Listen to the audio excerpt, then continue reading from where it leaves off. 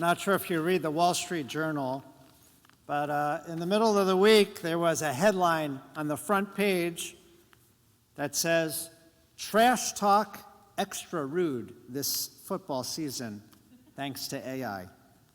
While many in our congregation may not be here, but they may be tailgating in the Muni lot, getting ready for today's Browns game, we are here, shaking our lulavim, eating in our Sukkot, our huts.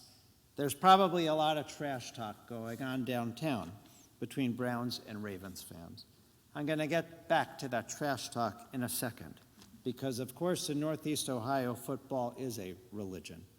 But let's talk about Sukkot for a second. What are the four names of Sukkot? Zman Simchatenu, or we have a ringer right here, Cantor.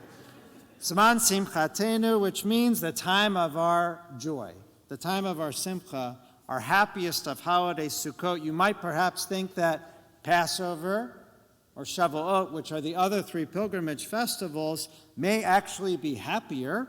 Passover, the time of our redemption and our escape from slavery, miraculously. We celebrate it with singing and fun at our seders. Shouldn't that be the happiest? Or Shavuot, when God revealed God's self at Mount Sinai, your annual dedication to Torah with cheesecake. It's pretty happy, other than sitting outside with the sun beating down on us, perhaps the flies and the bees all over. But Zman Simchatenu, the day of our happiest joy. What's our second name? What? Chag HaSukkot. Right, it's Chag HaSukkot. So Sukkot is actually the name, obviously, because the Sukkot that we build. And another name? Chag, right? It is the ultimate holiday, Chag. Of course, Chag specifically means pilgrimage festival. It means a time when our ancestors would gather together with regalim, with their feet, literally marching on Pesach and Shavuot as well, to walk to the temple in Jerusalem. All Jews would gather together at the time of the temple to celebrate the holiday together as one, bringing offerings to the temple. In fact, the Talmud tells of a giant sukkah that would be built in Yerushalayim, the largest ever built, although the rabbis impose a height maximum on a sukkah to make sure that it is temporary and not permanent. The length, the width of a sukkah, there is no maximum amount. It is as large as one can make it, so that it can be as inclusive as possible to let as many in. And perhaps one day that giant sukkah will be built. They said it was almost like a mile long in ancient times. It's very hard to believe. All right, so we got three of the four. What's the fourth name? Chag HaAsif. I thought I heard that. Chag HaAsif, which means the festival of ingathering. Our agricultural tie, of course, to the holiday. We were an agrarian people. Our holiday is integrally connected to the cycle of harvest in the land of Israel. Sukkot marks the end of the fall harvest, when farmers would gather their crops, perhaps after living in Sukkot, temporary dwellings, as they methodically harvested their bounty. It's also the festival of ingathering because it's a time for peace and for reconciliation. Because our sukkah does not require 4 complete walls, only a minimum of 2.5, we literally leave our door open so that all can enter. Yesterday's Haftarah reading from the prophet Zechariah envisions that not just all Jews gather to celebrate Sukkot, but in fact all nations in our world gather, all peoples gather during the holiday, bringing offerings to the temple. There 70 different bowls are offered, and that's to represent the 70 different countries that in biblical times there was an idea that there were 70. And Sukkot literally is about a vision of cohesion, understanding, and solidarity. Right here on Wednesday, I will have the pleasure of welcoming 50 of Cleveland's interfaith clergy into our synagogue sukkah, as we're hosting AJC's Interfaith Sukkah Gathering for an evening of conversation and discussion, bringing together different nations and different peoples to foster that vision to fruition.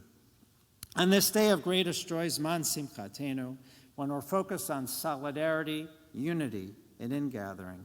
As Rabbi Jacobs taught in his sermon yesterday, if you were here, Sukkot is the holiday where we are physically vulnerable, where we leave our sheltered lives, our concrete walls, our heated homes, our protected roofs, and we face the elements, the reality, that beating and blinding sun, the toppling winds, the wet rains, building our temporary home, susceptible, not as sheltered as we thought we actually were.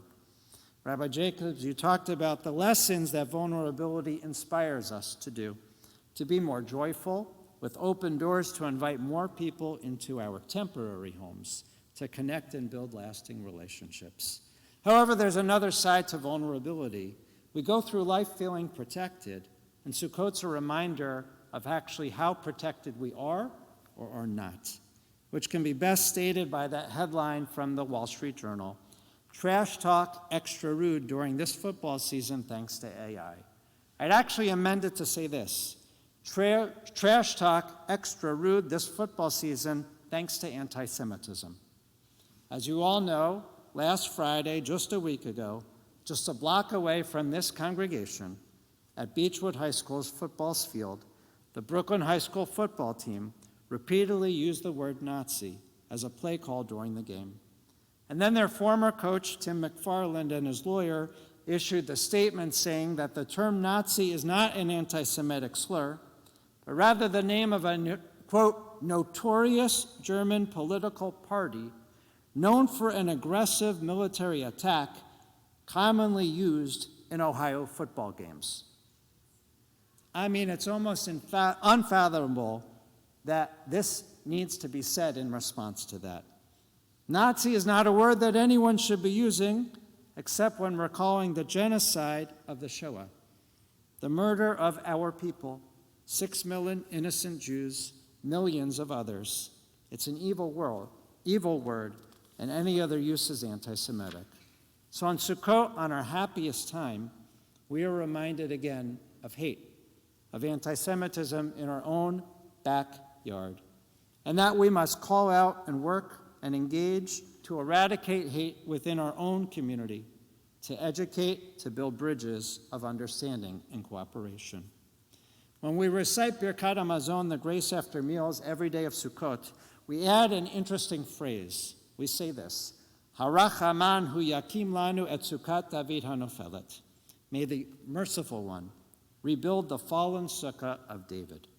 I've often wondered, why do we say this?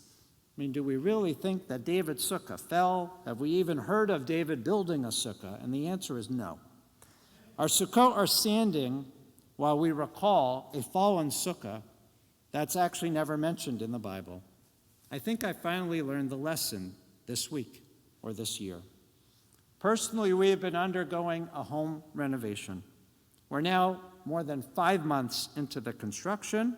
Our home looks very different than it was when it started. But that's already 5 months. When a sukkah falls, it doesn't take 5 months to rebuild it. Maybe 20 minutes. And have you ever had a fallen sukkah that you've had to repair? Maybe 20 minutes, maybe half an hour, maybe an hour at most. And that sukkah returns pretty much to its original form, as best as we can make it. When we pray that the fallen sukkah of King David is rebuilt, we're praying that for the Jewish people, if we fall, if we're knocked down, if we're attacked, that we can be rebuilt immediately. We can get right back up, and we can do so even faster and more complete with the help of our neighbors when they join us, when they support us, help lift us up, return to our original form. And that's why our work with AJC's Interfaith Gathering, our work with GCC building relationships through joint justice work in our community, working with the ADL, and our own personal relationships with non-Jews and those in our larger and greater community is extremely important. And that's why in a month I will be traveling to Israel, co-chairing Jewish Federation's Interfaith Clergy Mission. It's up to us to call out anti-Semitism and hate, and also to reach out to build those bridges with the open doors of our sukkah. And that's why on Sukkot, our second main mitzvah, in addition to dwelling in the sukkah, we take the arba minim, the 4 species. When we bind together the lulav, the myrtle, and the willow, and hold it together with the etrog, literally 4 different species, that's what it's called, which the rabbis understand as representing 4 different types of people.